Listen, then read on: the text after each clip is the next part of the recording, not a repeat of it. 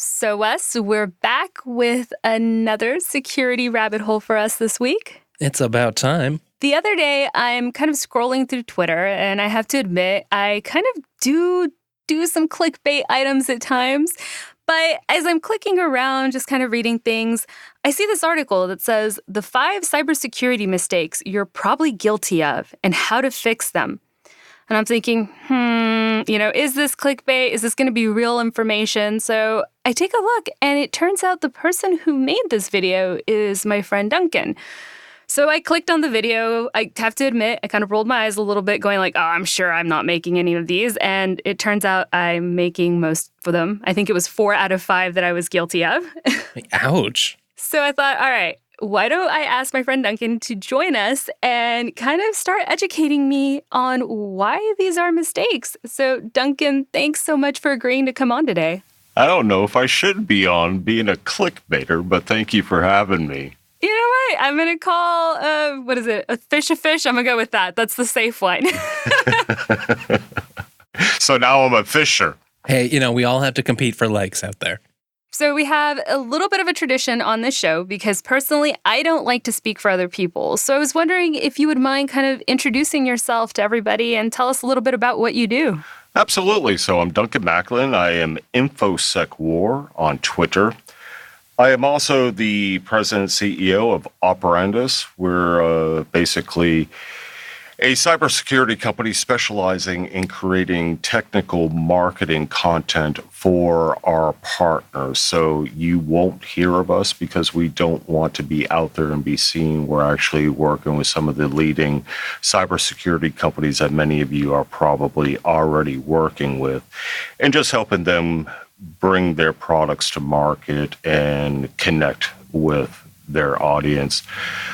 I've bring with me about 25 years of industry experience consulting with Fortune 500, Global 2000s, state, federal, local agencies around enterprise management and cybersecurity. And just really love being a part of the community. And part of that has been launching last year the Cyber Speaks Live podcast as well, and being able to get some great guest co-host on there to be able to join me and talking about things that matter to our community and help giving InfoSec professionals around the world a voice that matters and letting them be heard. So that's pretty much me in a nutshell. I'm a Texan, mislocated here in Ocala, Florida for the time being, just trying to stay warm and stay dry.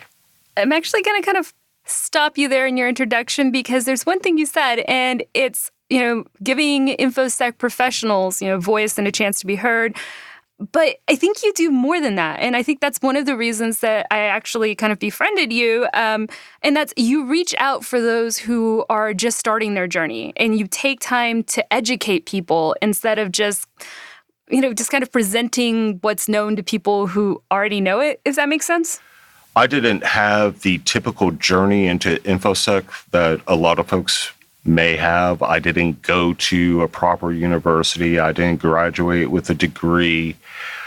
I dropped out of high school. I'm a GED candidate. I got married at 19 years old, had my first kid at 20, went into law enforcement at 21, got tired of burying really good officers and bailed out after 3 years, So I ended up falling into my career accidentally, and I've been very blessed ever since. And you're right. I have a soft spot in my heart for the next generation coming up, especially those underprivileged and underrepresented groups, because I was that person growing up in the projects. I had a tough life, and I didn't make a lot of good choices, and it cost me severely. So if I can help encourage the next gen coming up behind us and provide some tools and resources for them to be able to benefit, it's my way of giving back to that young person that got the chance to succeed in this career early.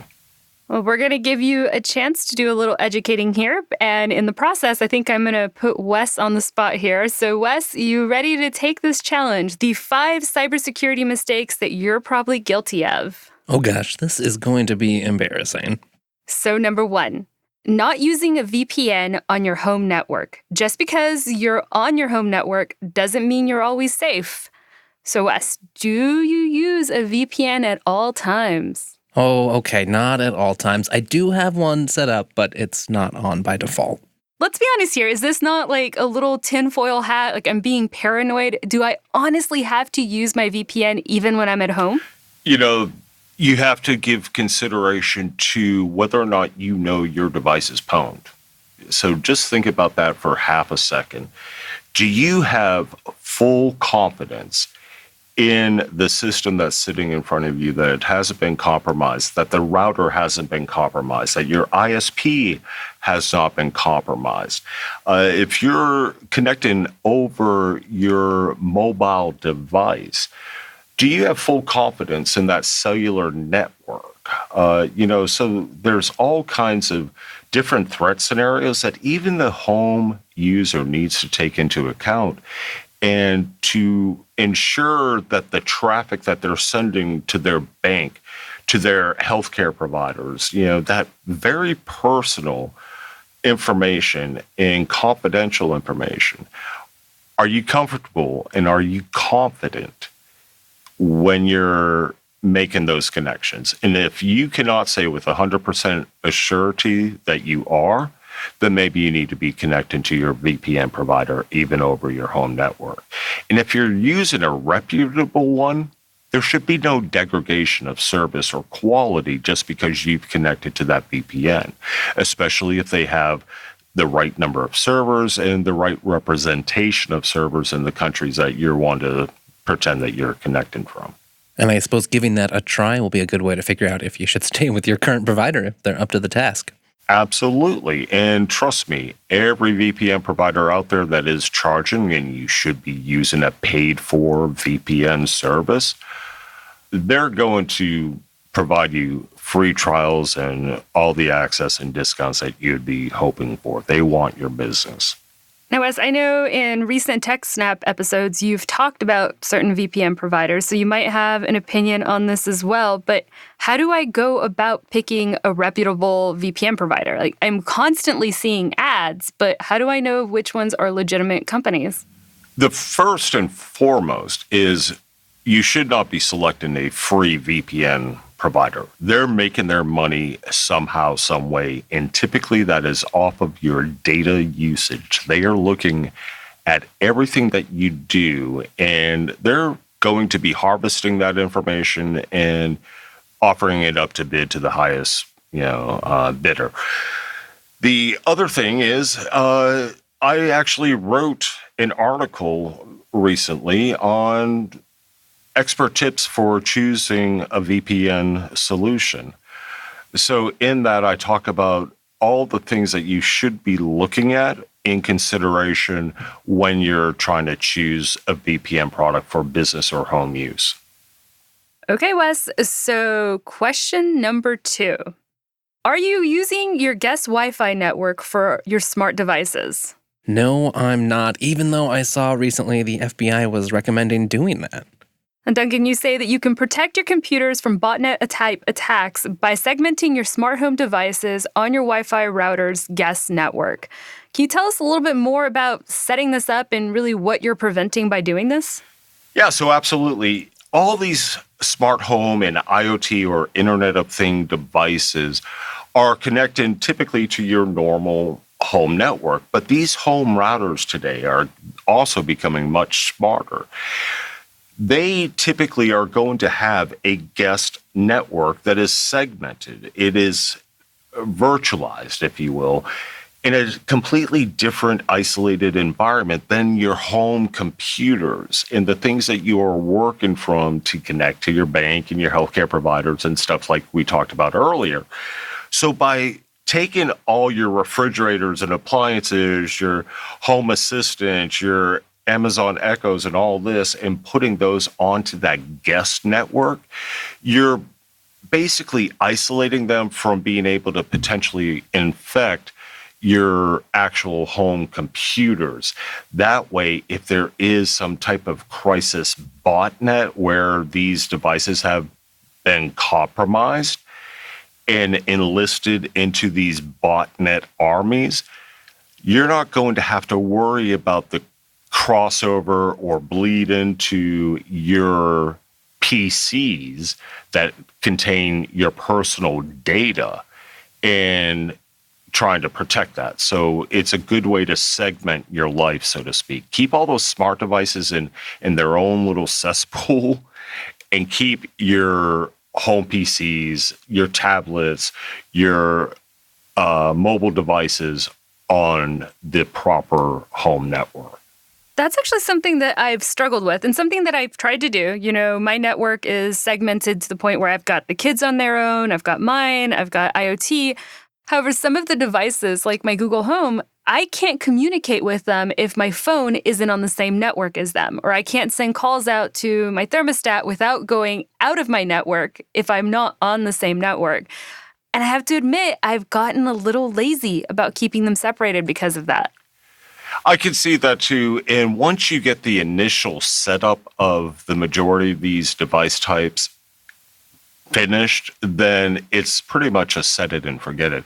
Now, in the scenario where you have to integrate some of your devices or tablets or what have you with the home assistants, that may be the exception where you say, okay, I'm going to let this one Alexa device onto our home network.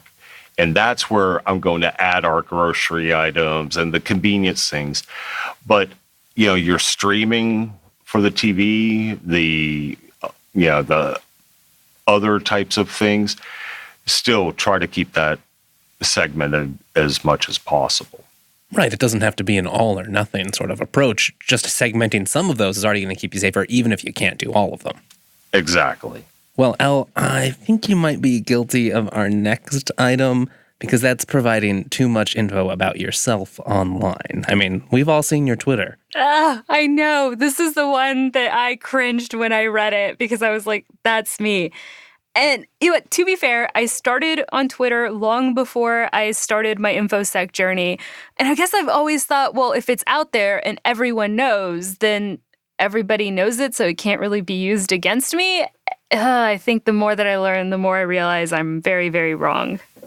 When it comes to our personal information and how much we're revealing about ourselves online, this isn't just for protecting your personal identity and preventing some of the more creepier kinds of things that we know the horror stories about out there, but also I'm also talking about revealing too much about yourself in as how it may impact your professional life, right? So when you're putting particular content out there, for example, and I'm going to play a scenario some of you may not be thinking about, but let's think about a job change or a promotion or a new project that you've been assigned to.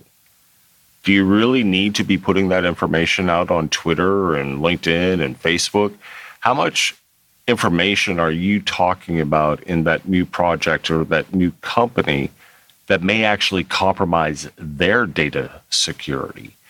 Are you talking about a new product that you're the PM on, that you're deploying that just happens to have a known vulnerability? You know? There's all types of ways that open source intelligence can be used against you that could end up tying back to your employer as well.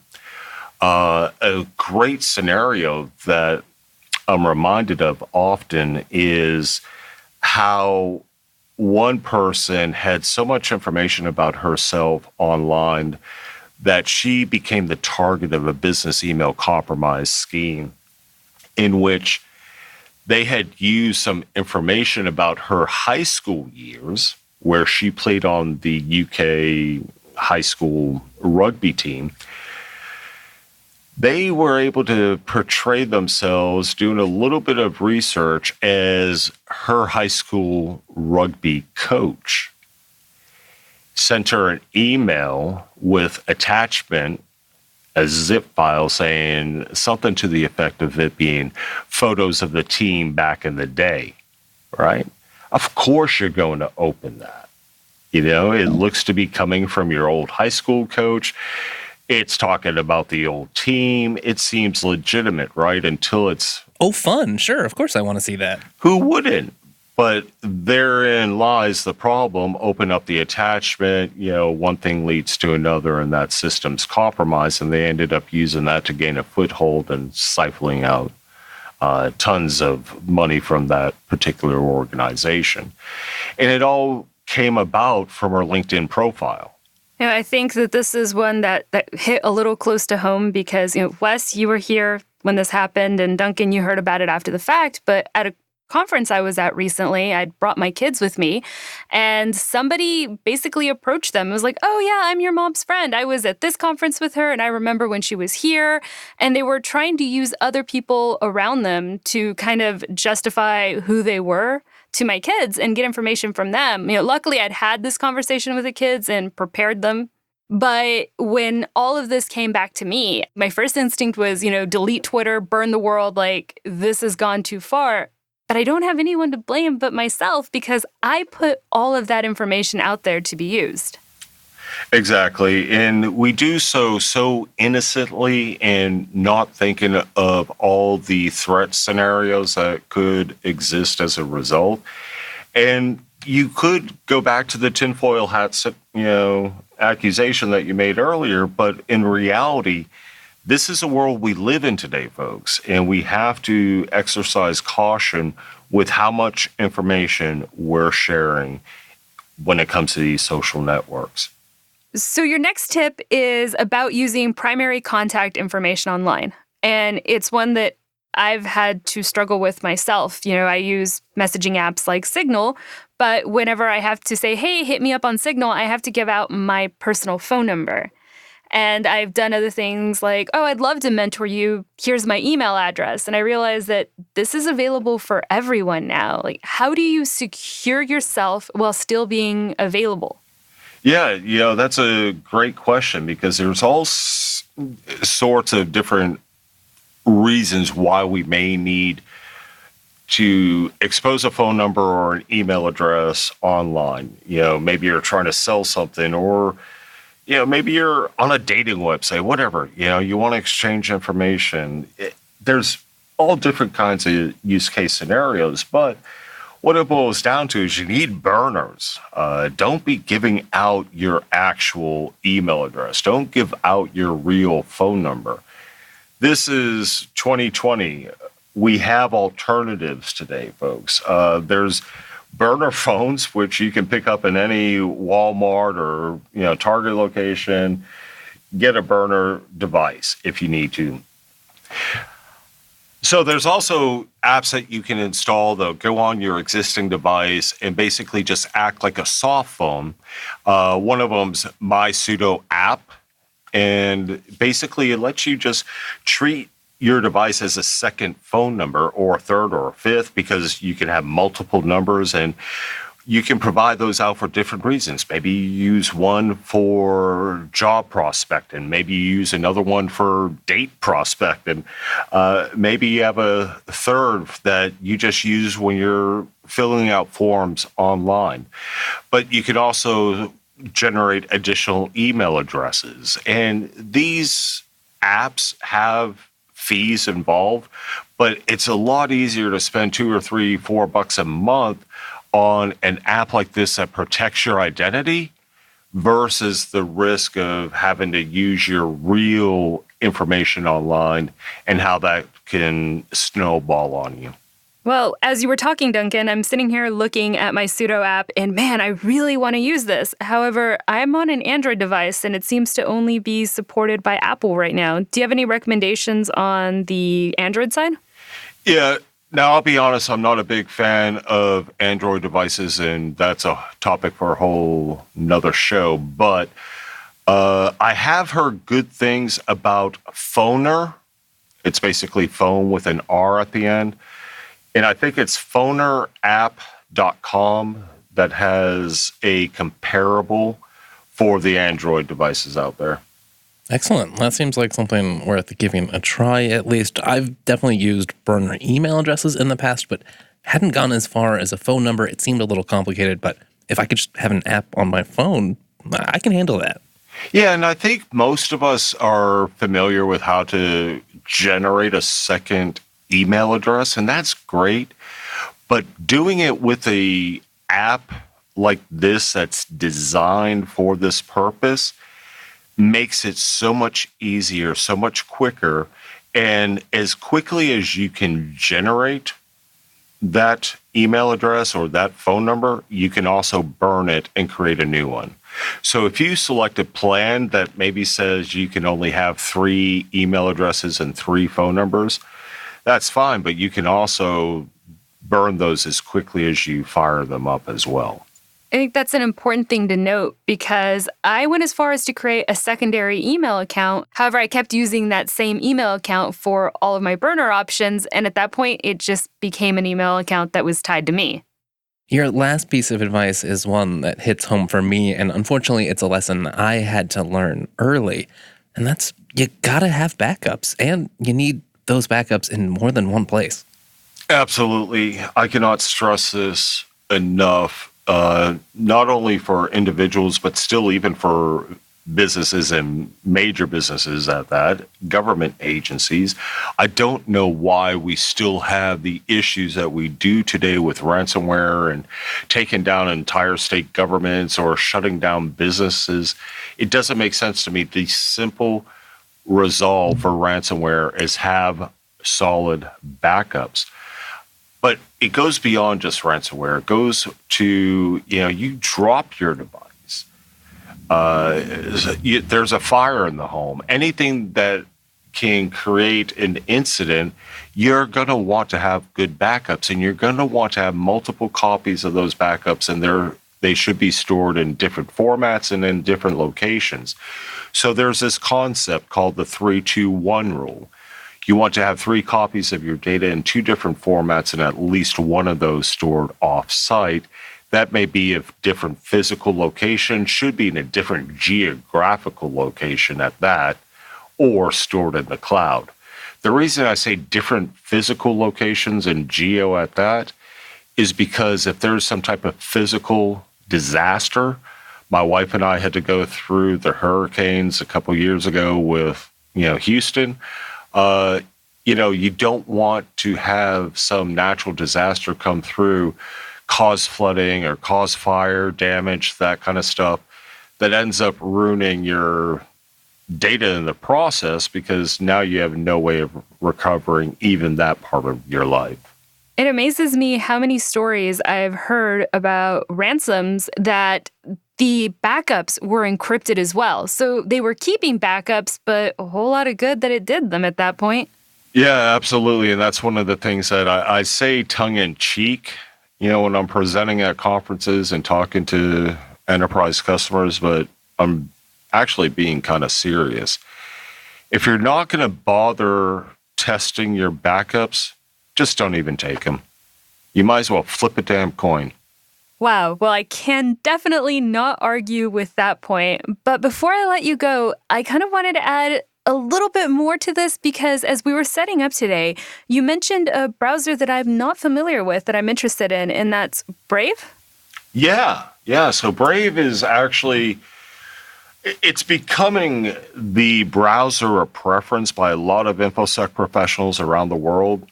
And the purpose behind that, it is designed for data privacy and protection, first and foremost. So it has built-in mechanisms to help stop some of the malicious tracking and spying on how you're browsing the web. And this isn't meant to mean, the creepy kind of stuff. This is just how you are as a person, the things that you're doing. You have no idea how surveyed we are with everything that we're doing online. And with that, I'd like to encourage every single listener out there to watch The Creepy Line. It's a free documentary with Amazon Prime, or I think you can also find it on Apple iTunes. But it talks about all the creepy stuff that goes on and how we are being tracked and manipulated by Facebook and Google. a little bit on Amazon as well. But Brave is meant to help protect us from a lot of those activities by blocking those types of tracking, adware, all this kind of stuff. So I highly recommend everybody check it out. You can just go to your search engine, type in Brave browser, and you'll be able to pull it down and install it. I think that is a great tip, and I've watched the movie and definitely would recommend it, but I think I'm going to take a spin on Brave and see how it goes, so maybe we'll have to have you back on and I can detail how that experience went. Yeah, I'd love to see what you think of it. I've been using it for the past year and have no qualms with it whatsoever. Well, thanks again for joining us. Thank you. It's been a pleasure. I've definitely got some homework to do on my home network. But don't worry, we'll have links to everything we've talked about if you'd like to dive in more over at extras.show.